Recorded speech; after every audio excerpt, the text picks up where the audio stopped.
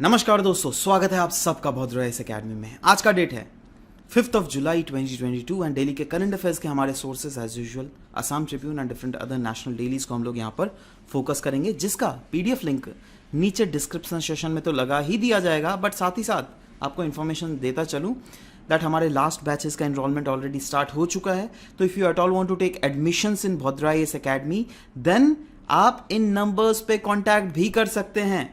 जी हाँ दोस्तों, चलिए सबसे पहला यहाँ पे आज का न्यूज़ देख लेते हैं। असम ट्रिब्यून से लिया गया रिगार्डिंग इंफ्रास्ट्रक्चर रिलेटेड डील जो क्या असम गवर्नमेंट ने सिंगापुर गवर्नमेंट के साथ किया है।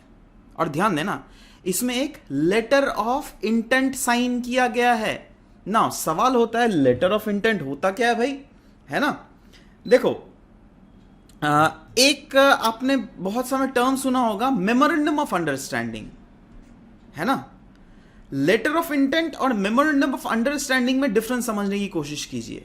लेटर ऑफ इंटेंट एक सिंपली एक डॉक्यूमेंट है जो कि मेमोरेंडम ऑफ अंडरस्टैंडिंग से पहले साइन किया जाता है, राइट, जिसमें एक प्रिलिमिनरी कमिटमेंट दिया जाता है एक पार्टी को दूसरे पार्टी के रिलेटेड कोई भी अगर बिजनेस मैटर्स में। जैसे यहां पे सिंगापुर ने एक लेटर ऑफ इंटेंट दिया असम गवर्नमेंट को, ठीक है भाई हम आपको मदद करेंगे इंफ्रास्ट्रक्चर डेवलपमेंट में, हम आपको बहुत मदद करेंगे। बट इसके बाद वाला जो स्टेप होगा वो होगा मेमोरेंडम ऑफ अंडरस्टैंडिंग, जो एक डॉक्यूमेंट होगा जिसमें प्रॉपर्ली ब्रॉड आउटलाइंस दिए हुए रहेंगे दैट कैसे चीजें प्रोसीड होंगी। अब ध्यान दीजिएगा, लेटर ऑफ इंटेंट देना मतलब यह बिल्कुल नहीं होता दैट एक्चुअली में सिंगापुर गवर्नमेंट असम गवर्नमेंट के हेल्प करेगी ही इन रीजन ऑफ इंफ्रास्ट्रक्चर डेवलपमेंट, या फिर मेमोरेंडम ऑफ अंडरस्टैंडिंग का भी ये बिल्कुल मतलब नहीं होता दैट करना अनिवार्य है। नहीं, this is not important as such, right. But हाँ, ये एक इंटेंट जरूर होता है दैट हाँ we will help you up, right. So a letter of intent was signed between Assam and Singapore for the infrastructure deal. Now M क्या है? M यही है दैट गुवाहाटी को एक वर्ल्ड क्लास सिटी बनाना है। और अनडाउटेडली आप अगर हमारा पूरा नॉर्थ ईस्ट देख लीजिएगा तो नॉर्थ ईस्ट में अनडाउटेडली गुवाहाटी एक प्राइमेट सिटी है, बहुत ही मेजर सेंटर है, ठीक है, असम का, है ना। और आपको यह भी पता होना चाहिए दैट अगर असम प्रॉस्पेरस हुआ तो इसकी प्रॉस्पेरिटी की जो इंपैक्ट है आजू बाजू वाले रीजन्स में भी पड़ेंगे। वो अरुणाचल ले लीजिए, नागालैंड ले लीजिए, मणिपुर, मिजोरम, त्रिपुरा, मेघालय, सब जगह पड़ेगा, राइट। और अगर पूरा रीजन एज अ होल अगर डेवलप हुआ ना तो आपको तो पता ही है दैट एक्ट ईस्ट पॉलिसी के रिलेटेड हमारा कितना ज्यादा इंपैक्ट हो सकता है, राइट। क्योंकि एक्ट ईस्ट पॉलिसी का तो मतलब ही है दैट ओवरऑल एशियन कंट्रीज के साथ हमारे रिलेशंस बढ़ाने हैं, राइट। वो हर टाइप के रिलेशंस होंगे, ट्रेड रिलेशंस भी जिसमें आते हैं। तो ट्रेड बढ़ेंगे कैसे भाई? जब तक ये रीजन जो है प्रॉपर मतलब जो डेवलपमेंट नहीं है उस रीजन में डेवलपमेंट लाएंगे तभी ना ये चीज हो पाएगा। वही चीज यहां पे बोला गया। और साथ ही साथ कुछ अदर इंफ्रास्ट्रक्चर एक्टिविटी मतलब रीजन्स में भी फोकस किए जाएंगे जो कि बहुत ही ज्यादा क्रिटिकल है। जैसे यहां पे बोला जा रहा है cold storage, right. Cold storage की सुविधा भी आसाम में दी जाएगी। सप्लाई चेन इंफ्रास्ट्रक्चर को और भी ज्यादा इंपैक्टफुल बनाया जाएगा, राइट। मेक श्योर किया जाएगा दैट ज्यादा से ज्यादा मोड्स ऑफ ट्रांसपोर्ट चलते रहे, क्योंकि अभी भी अगर देख लीजिएगा इंपैक्ट मैं क्या बोलूं दैट हाँ चीजें चल जरूर रही है। जैसे देख लोगे रेलवे का ज्यादा पेनिट्रेशन नहीं है नॉर्थ ईस्ट में, राइट। बट बाकी रीजन्स अगर देख लीजिएगा तो बाकी रीजन्स के लेकिन मतलब बाकी मोड ऑफ ट्रांसपोर्टेशन के पेनिट्रेशन है, बट स्टिल अभी भी बहुत ज्यादा होना बाकी है, राइट। तो इन चीजों को बोला गया है। नेक्स्ट असम ट्रिब्यून से ही यह न्यूज लिया गया रिगार्डिंग ब्रू ट्राइब्स। नाउ क्यों न्यूज में थे? क्योंकि अभी बोला जा रहा है दैट अराउंड मिजोरम के जो वोटर लिस्ट है ना वहां से 1000 से भी ज्यादा ब्रूस के नाम को डिलीट किए गए हैं। और ये सब इंक्लूड कहां पर किए गए हैं? त्रिपुरा के इसमें, राइट। नाउ देखो ब्रू कम्युनिटी के बारे में अगर बात करें तो ब्रू या फिर हम लोग बहुत समय इसको रियांग कम्युनिटी के नाम से भी जानते हैं, ठीक है। नाउ ये वो कम्युनिटी है जो क्या मिजोरम से डिस्प्लेस हो गई थी सन 1997 में ही, राइट। और बाद में इन्होंने शरण कहां पे लिया? त्रिपुरा में, राइट। नाउ ब्रू और रियांग कम्युनिटी ये एक इंडिजिनस कम्युनिटी है हमारे नॉर्थ ईस्ट इंडिया की, and they living mostly in Tripura, Mizoram and Assam. मतलब सिर्फ और सिर्फ त्रिपुरा में नहीं है, आपको कुछ कुछ त्रिपुरा में भी मिल जाएंगे, अभी भी मिजोरम में बहुत सारे एग्जिस्ट करते हैं और आसाम में भी है। In Tripura they are recognised as PVTGs, that is particularly vulnerable tribal group, जिसके बारे में ऑलरेडी यूपीएससी ने पास में क्वेश्चन पूछा जा चुका है, इसलिए चीजों को ध्यान से पढ़िए। ये सब मैं बतलाऊंगा कौन कौन क्वेश्चन पूछे हैं। मिजोरम में अगर देख लीजिएगा 1997 में, जैसे कि मैंने बोला, since 1997 they were displaced from Mizoram. तो हुआ क्या था उस समय, एक एथनिक क्लैश हुआ था जिसमें around 37,000 Brus fled regions of Mizoram, और बाद में वो लोग भागकर त्रिपुरा चले आए थे, राइट। अब देखो उन कम्युनिटी के बीच में और सरकार के बीच में कुछ कुछ एग्रीमेंट साइन किए गए थे। समय के साथ साथ ये एग्रीमेंट चेंज होते रहते हैं। 2018 को एग्रीमेंट साइन किया गया जहां पर Bru tribals would have been settled in Mizoram, मतलब कुछ कुछ ट्राइबल्स को मिजोरम में सेटल किया जाएगा। बट फिर से बाद में एक नया एग्रीमेंट साइन किया गया जिसमें बोला गया दैट देखो अब उन लोग को त्रिपुरा में सेटल किया जाएगा। The stakeholders in the issue accept package of 600 crore from the centre. अब देखो इनको रीसेटलमेंट जो करवाया जाएगा त्रिपुरा में, राइट, उसके लिए सेंटर के द्वारा कुछ फंड प्रोवाइड की जा रही है। फंड ही नहीं, देखो अराउंड 600 करोड़ तो दी ही जा रही है, बट साथ ही साथ हर एक फैमिली को 2500 स्क्वायर फीट का लैंड प्लॉट प्रोवाइड किया जाएगा, और साथ ही साथ एग्रीकल्चर लैंड भी प्रोवाइड किया जाएगा। यही नहीं, 2 साल तक 5,000 रुपए हर फैमिली को दी जाएगी हर महीने, है ना। और Bru tribals would be included in Tripura का वोटर लिस्ट एज वेल, जो कि यहां पे बोला गया है। नेक्स्ट दोस्तों द हिंदू से लिया गया है, सहारिया ट्राइब के बारे में। क्यों न्यूज में था? क्योंकि tribal women in Madhya Pradesh gunas district, वहां पे कुछ एक्चुअली लैंड डिस्प्यूट हुए थे, तो उसके रिलेटेड ये सहारिया ट्राइब काफी ज्यादा न्यूज में थे, इसीलिए, राइट। अब देखो ये क्यों न्यूज में है वो एज सच आपके लिए ज्यादा काम की है ही नहीं, राइट। आप देखो उस ट्राइबल कम्युनिटी के बारे में, दैट वो ट्राइब कम्युनिटी रहती कहां है, क्या करती है, राइट। जैसे सहर, सहरिया या फिर सहारिया, राइट, ये अलग अलग नाम से इनको कभी कभी पुकारा जाता है। ये एक एथनिक ग्रुप है, किस स्टेट में? मध्य प्रदेश और some districts of Rajasthan as well. They are classified as PVTGs, that is particularly vulnerable tribal group, ठीक है, याद रहेगा। नाउ सहारिया कम्युनिटी कंसीडर करती है एवरी एडल्ट मेंबर को being a part of governing council, जिसको फर्दर हेड किया जाता है बाई अ मुखिया, जिनको कहा जाता है Patel. Saharias are expert woodsman and forest product gatherers, मतलब इन लोग के पास से ही जो है ना, ये लोग यही सब काम करते आ रहे हैं। And they are particularly skilled in making catechu from khair trees as well. Particularly vulnerable tribal groups के बारे में अगर चर्चा करें तो देखो ये one of the most vulnerable groups होती है among the all tribal groups. In fact 1973 में धेवर कमीशन ने क्रिएट किया था ये ग्रुप, that is particularly tribal group, as a separate category who are less developed among tribal groups. अब देखो हर एक tribal group particularly vulnerable tribal group में नहीं आता, बट हर एक पर्टिकुलरली वल्नरेबल ट्राइबल ग्रुप के जो लोग हैं दे आर ट्राइबल्स ओनली, ठीक है, याद रहना। चलो 2006 में गवर्नमेंट ऑफ इंडिया ने रीनेम किया था इस पर्टिकुलर ट्राइबल ग्रुप को into particularly vulnerable tribal group, जिसके कुछ कुछ अगर बेसिक कैरेक्टरिस्टिक्स देख लीजिएगा दैट किस टाइप के ट्राइबल ग्रुप है। देखो ये ज्यादातर होमोजेनस है with a small population, right, and they are relatively physically isolated, physically ये काफी ज्यादा आइसोलेटेड होते हैं, इनका कोई रिटन लैंग्वेज नहीं होता, रिलेटिवली काफी ज्यादा सिंपल टेक्नोलॉजी और स्लो रेट ऑफ चेंजेस हमें इनमें देखने को मिलते हैं। Among 75 listed particularly vulnerable tribal group the highest number जो है यह उड़ीसा में मिलता है, ध्यान दीजिए। और टोटल कितने ट्राइबल ग्रुप है? 75। याद रहेगा, अच्छे से रहना चाहिए, क्योंकि 2019 का क्वेश्चन मैं अगर यहां पे दिखाने वाला हूं तो यहां पे क्या बोला जा रहा है? Consider the following statement about particularly vulnerable tribal groups in India, right. देखो क्या क्या बोला गया, particularly vulnerable tribal group resides in इतना स्टेट्स एंड इतना यूनियन टेरिटरी। किसको याद होगा भाई? कभी पॉसिबल है याद होना? इंसान के कहां से इतना भीतर घुस के थोड़ा ना इंसान याद करता है भाई, कभी नहीं याद करेगा। स्टैग्नेंट और declining population is one of the criteria for determining particularly vulnerable tribal group. चलो 2 मिनट के लिए मान लेते हैं दैट हाँ इसको मैं कंसिडरेशन में रखता हूं। तीसरा पॉइंट देखो, देयर आर 95, अभी हम लोगों ने क्या डिस्कस किया? 75 ना, है ना। और जब भी आप पर्टिकुलरली वल्नरेबल ट्राइबल ग्रुप कहीं पर भी पढ़िएगा ये नंबर्स आपको दिखेंगे, मतलब ये तो आप श्योर हो गए दैट तीसरा वाला गलत हो गया। जहां तीसरा वाला गलत हो गया आपका आंसर निकल गया। ले भाई यहां से 3 हटा दो, यहां से 3 हटा दो, यहां से 3 हटा दो, आंसर आपका सी निकल गया। समझ रहे हो बात? अब देखो फोर्थ नंबर पॉइंट, ये भी किसी को याद नहीं हो सकता है, कभी नहीं पॉसिबल है भाई। हर एक पर्टिकुलरली वल्नरेबल ट्राइबल ग्रुप अगर आप याद करने लग गए ना, फिर तो हो गया। अब कॉस्ट बेनिफिट एनालिसिस एकदम कम आप कर रहे हो फिर, है ना? तो ये सब चीजें समझनी पड़ेंगी। एनीवेज नेक्स्ट, लिस्बन डिक्लेरेशन के बारे में बोली जा रही है ना। हम लोगों ने रिसेंटली डिस्कस किया था ना आपको यूनाइटेड नेशंस ओशंस कॉन्फ्रेंस के बारे में। तो ये जो अभी खत्म हुआ ना यूनाइटेड नेशंस का ओशन का कॉन्फ्रेंस, ये खत्म हुआ विद अ डिक्लेरेशन जिसको हम लोग बोल रहे हैं लिस्बन डिक्लेरेशन। इसका टाइटल था our ocean our future call for action.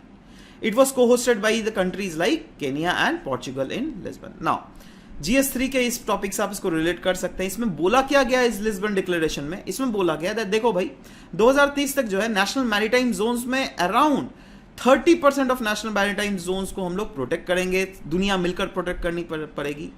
Achieve किया जाएगा 2040 तक कार्बन न्यूट्रलिटी। एलोकेट किया जाएगा fund to research on ocean acidification, climate resilience and surveillance.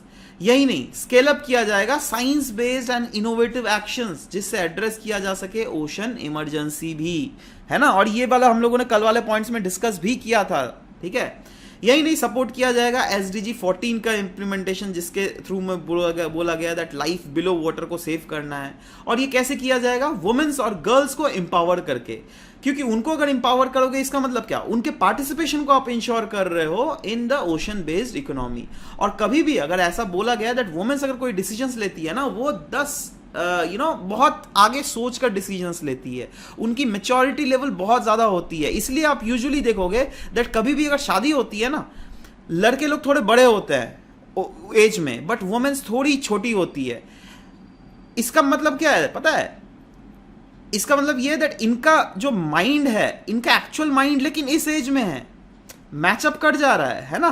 तो ये आपको समझना पड़ेगा। Protect biodiversity in areas beyond national jurisdiction which lies outside 200 nautical miles of exclusive economic zones। मतलब देखो वैसे तो 200 nautical miles क्या होता है? exclusive economic zone पता है ना? उसके बाहर वाला जोन को भी बोला जा रहा है दैट उस रीजन को भी प्रोटेक्ट, उस रीजन के बायोडाइवर्सिटी को भी हमें प्रोटेक्ट करना है। और इंडिया ने क्लियरली बोल दिया है दैट देखो भाई हम तो कर भी रहे हैं बहुत कुछ, जैसे हम लोग सिंगल यूज प्लास्टिक को बैन किया है हम लोगों ने recently, right? Will take up coastal clean sea campaign that is Swachh Sagar Surakshit Sagar initiative, right? अच्छा, मरीन पॉल्यूशन की जब भी हम लोग बात कर रहे हैं तो कौन कौन सा पॉल्यूशन आता है पता है? न्यूट्रिएंट पॉल्यूशन तो आता ही है जो कि एग्रीकल्चर रन ऑफ के थ्रू अल्टीमेटली सागर में मिल जाता है, बट अनट्रीटेड वेस्ट वाटर जैसे कि आप यहां पर देख रहे हैं, solid waste discharge, hazardous substance, emission of from the maritime sector including shipping and shipwreck, right? Anthropogenic under water noises भी काफी ज्यादा किए जाते हैं, सबमरीन जो चलाए जाते हैं उस सबसे बहुत ज्यादा होता है। इनफैक्ट यूनेस्को ने लॉन्च भी किया था the state of ocean report during the event, इस इवेंट के दौरान ही यूनेस्को के द्वारा भी लॉन्च किया गया। कुछ इनिशिएटिव्स देख लेते हैं दोस्तों जो कि ओशन को ओवरऑल बचाने के लिए दुनिया भर में लिए जा रहे हैं, जैसे क्लीन सी कैंपेन। ये यूनाइटेड नेशंस एनवायरनमेंट प्रोग्राम ने लॉन्च किया था क्लीन सीज इन फरवरी 2017, जिसका मेन एम था दैट कैसे गवर्नमेंट को, जनरल पब्लिक को और प्राइवेट सेक्टर के लोगों को इंक्लूड कर सके in fight against the marine plastic pollution. यही नहीं, इसका मेन एम यही था दैट कैसे सिंगल यूज प्लास्टिक को बैन किया जाए, और यही नहीं, माइक्रोबीड्स को भी आने वाले 5 साल में बैन किया जा सके। Next, go litter partnership project, इसको लॉन्च किया गया था बाय इंटरनेशनल मैरीटाइम ऑर्गेनाइजेशन और food and agriculture organisation, and initial funding जो दिए जा रहे थे by the government of Norway. It is aim to prevent and reduce the maritime plastic litter from shipping as well as fisheries sector. याद रहना चाहिए, लेकिन एक एक चीज याद रहेगा, तो आप कोशिश करो दैट इसका स्क्रीनशॉट लो या फिर मतलब ये अपने नोट कॉपी में एटलीस्ट उतार लो, right? Next, one ocean summit. Goal क्या था वन ओशन समिट का? दैट रेज करना collective level of ambitions of international community, किसमें? मैरीटाइम इश्यूज को रिलेटेड। इनफैक्ट इंडिया ने सपोर्ट भी किया था French initiative of high ambition coalition on biodiversity beyond natural jurisdiction, that is BBNJ treaty भी जिसको बोला जाता है, जिसको हम लोग ट्रीटी ऑफ हाई सीज भी बोलते हैं, राइट? ये एक इंटरनेशनल एग्रीमेंट है on the conservation and sustainable use of maritime biological diversity of the area beyond national jurisdiction, ठीक है? अब देखो, अगर आप कुछ इसके बारे में बतला देते हैं दैट हाँ एक्सक्लूसिव इकोनॉमिक जोन क्या होता है। देखो, एक होता है बेस लाइन। बेस लाइन क्या होता है? जैसे सोचो हम लोग यूजुअली कोस्टल रीजन देखते हैं, राइट? सोचो ये इंडिया का कोस्ट है, तो हम लोगों ने तो मैप में तो ऐसे बना दिया, क्या ये ऐसे एक्चुअली में दिखता है? नहीं, राइट। इसको अगर जूम इन करोगे ना तो आप कुछ ऐसे कोस्ट दिखेगा, ऐसे, ठीक है, टेढ़ा मेढ़ा, है ना, इस टाइप से होता है। अब ये बेस लाइन क्या होता है? बेस लाइन देखो, ये वाला पॉइंट को, ये वाला पॉइंट को, ये वाला पॉइंट को, ये वाला पॉइंट को और ये वाला पॉइंट को, ठीक है, मतलब जो एंड वाले पॉइंट है उसको जोड़ दिया जाता है, ठीक है। इसके भीतर वाले वाटर को इंटरनल वाटर कहा जाता है, और ये वाला हुआ बेस लाइन, और इसी बेस लाइन से कैलकुलेट किया जाता है द टेरिटोरियल सी, जो क्या 12 नॉटिकल माइल कितना दूर तक का हुआ, कॉन्टिग्यूअस जोन जो क्या 24 नॉटिकल माइल तक कितना दूर तक का हुआ, और एक्सक्लूसिव इकोनॉमिक जोन जो क्या 200 नॉटिकल माइल तक, वो इस बेस लाइन से कितना दूर है, समझ रहे हो? तो base line is the region जहां से बेसिकली ये सब डिस्टेंसेस कैलकुलेट की जाती हैं। याद रहेगा? चलो आगे बढ़ते हैं। द हिंदू से ये न्यूज लिया गया था regarding National investigation Agency. Now बोला जा रहा है National investigation Agency has taken over the probe into killing of Kanhaiya Lal. मतलब अभी जो रिसेंटली उदयपुर में जो मर्डर हुआ था ना कन्हैया लाल जी का, एक टेलर थे, तो उनको प्रोब को national investigation agency basically access करेगी। नाउ GS2 के इस टॉपिक से आप इसको रिलेट कर सकते हैं, क्यों? क्योंकि हम लोग नेशनल इन्वेस्टिगेशन एजेंसी इसके बारे में चर्चा करेंगे। ये कॉन्स्टिट्यूट किया गया था under the national investigation agency act of 2008। ये एक सेंट्रल एजेंसी है जो कि इन्वेस्टिगेट और प्रोसिक्यूट करेगी offences related to various factors, जैसे अगर कोई भी बात जो कि हमारे देश के सोवरेनिटी को खतरा पहुंचाता है, सिक्योरिटी इंटीग्रिटी ऑफ इंडिया को खतरा पहुंचाता है, या फिर हमारे ओवरऑल देश के सिक्योरिटी को खतरा पहुंचाता है, तो उससे लड़ेंगे हम लोग। यही नहीं, against the atomic and nuclear facilities, right, smuggling in high quality counterfeit Indian currencies, तो ये सब सेक्टर में भी बात की जा रही है दैट हाँ, अगर स्मगल भी high quality counterfeit Indian currency को अगर स्मगल किया जा रहा है तो उस टाइप के केसेस भी नेशनल इन्वेस्टिगेशन एजेंसी ही देखेगी। यही नहीं, ऑब्जेक्टिव है दैट कैसे हमारे देश में टेरर को कॉम्बैट किया जा सके अगर हो तो, right. It implements international treaties and agreements, conventions जो क्या यूनाइटेड नेशंस इम्प्लीमेंट करवाता है, राइट। इसका हेडक्वार्टर है न्यू दिल्ली में। ये एक्ट करता है as a central counter terror law enforcement agency, जिसका ब्रांच अलग अलग जगह है हमारे देश में, जैसे हैदराबाद, गुवाहाटी, राइट, उसके बाद कोची, लखनऊ, मुंबई, कोलकाता, रायपुर, जम्मू। तो याद रखिए इसका ब्रांच जो है ये गुवाहाटी में भी है, ठीक है। चलो, शेड्यूल्ड ऑफेंस किस टाइप के ऑफेंसेस को देखता है? तो जैसे एक तो मैंने डिस्कस कर ही दिया, बट ओवरऑल जो शेड्यूल्ड ऑफेंसेस है वो इंक्लूड करता है acts under atomic energy act of 1962 भी, और the unlawful activities prevention act of 1967 के अंडर में भी कोई अगर चीज आती है तो ओवरऑल इसका जुरिडिक्शन क्या है? The law under which the agency operates extend to whole of India. पूरा इंडिया में तो एक्सटेंड करता ही है, बट साथ ही साथ अगर आउटसाइड इंडिया में भी कोई इंडियन सिटीजन है ना, उसके ऊपर भी NIA का डंडा चल सकता है, right. Persons in service of the government, सरकारी कोई भी काम करता है जो इंडिया में या फिर इंडिया के आउटसाइड भी काम कर रहा है, they will also come under the jurisdiction of NIA, right. Next is persons on ships and aircraft जो कि इंडिया में रजिस्टर्ड है, वेर एवर दे में भी, वो एयरक्राफ्ट चाइना में ही क्यों ना हो, सिंगापुर में ही क्यों ना हो, राइट। पर्सन जिन्होंने कमिट किया है scheduled offence beyond India against the Indian citizen और affect the interest of India, इस केस में भी बेसिकली NIA का जुरिडिक्शन चलेगा उसके ऊपर, ठीक है।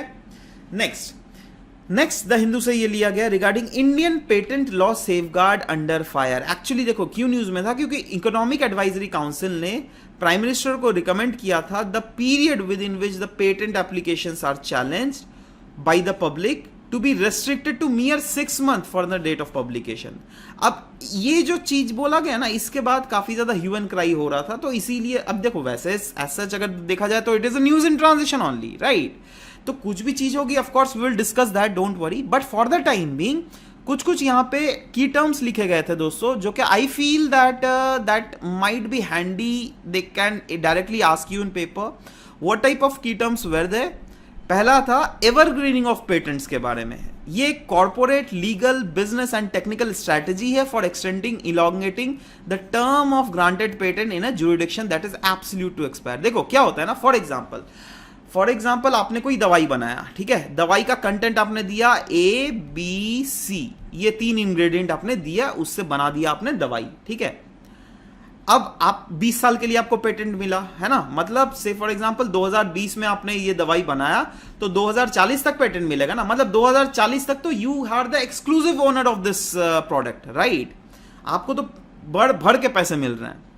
बट 2040 के बाद आपने मेंटोस खाया और आपकी दिमाग की बत्ती जली, राइट। और जैसे आपको लगा चलो भाई ये ABC है ना, इसको मैं हटाकर A1 जैसे एक छोटा सा कंपोनेंट सिर्फ चेंज कर देते हैं, A1BC, राइट, और फिर से मैं इसके लिए पेटेंट अप्लाई कर देता हूं। तो अगर बाई चांस आपको फिर से पेटेंट अप्लाई मिल गया ना, तो 2040 से 2060 तक फिर से आप बैठ बैठ के पैसे कमाओगे, है ना। तो देखो इससे क्या हो रहा है दैट टेक्निकली पेटेंट का वैलिडिटी कितना होता है, 20 साल का होना चाहिए, बट आप कुछ नहीं कर रहे हो, प्रोडक्ट में थोड़ा चेंज करके उसको फिर से पेटेंट के लिए अप्लाई कर दे रहे हो। मतलब आपका प्रोडक्ट जो है आपको उसको एवरग्रीनिंग करवा देना है, समझ रहे हो।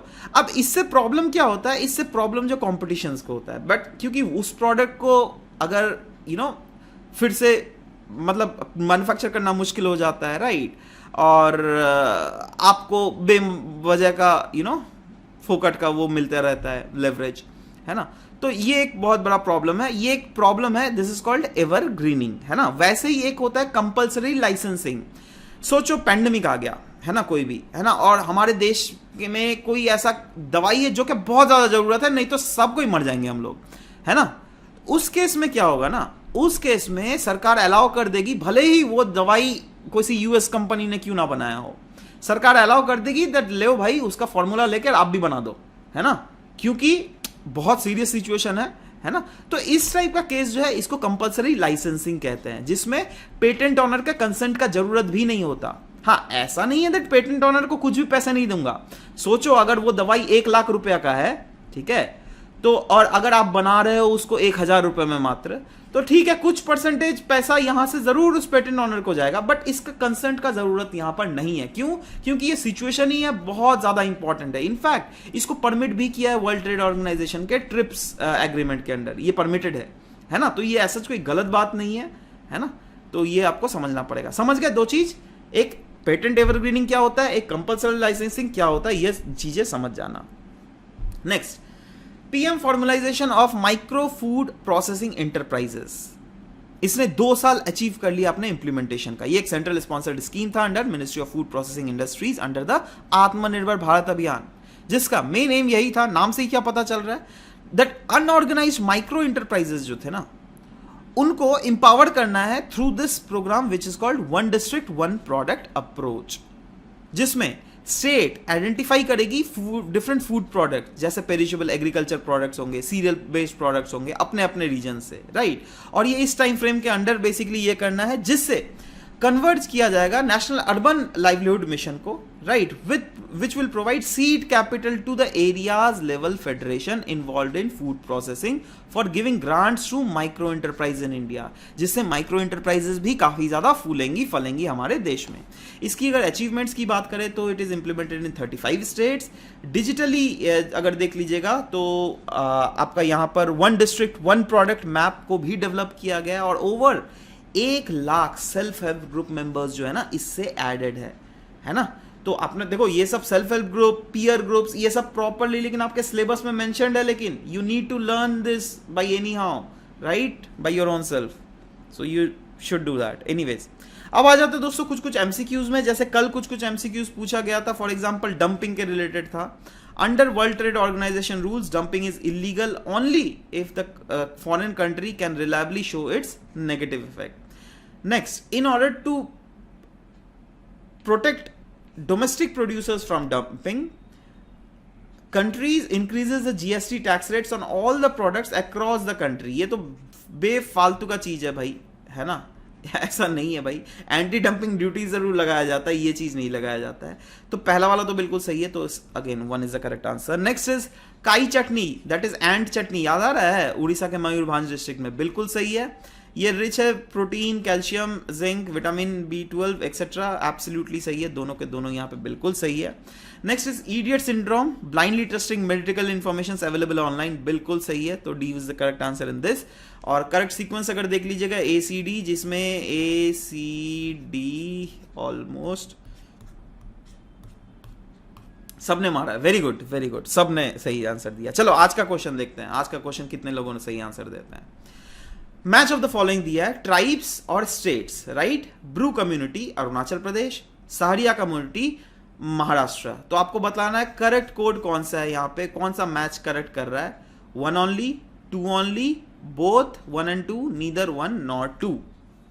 Next, Glow Litter Partnership Project, often seen in news, is related to reduce marine plastic litter from shipping and fisheries, reduce single-use plastic across states of India, recycling of plastic litters, या फिर all of the above। नीचे comment section में जरूर से लिखिएगा। Next, consider the following statement. दो statement दिया गया है। एवरग्रीनिंग के बारे में पहले बोला जा रहा है that evergreening is a grant of permission by the government to entities to use, manufacture and import और sell a patented invention without patent owner consent. और दूसरा है compulsory licensing. It is a strategy of extending और elongating the term of granted patent in a jurisdiction that is about to expire in order to retain royalties from them by taking out new patent. Now, which of the above statement is correct? 1 only, 2 only, both 1 and 2, neither 1 nor 2। नीचे comment section में जरूर से लिखिएगा। We will just be waiting for your answers to come up, right? So anyways guys, this was all about the discussion for today's class. We'll be meeting in next session. Till then, bye bye, take care, and thank you for listening to the whole video. Thank you very much guys.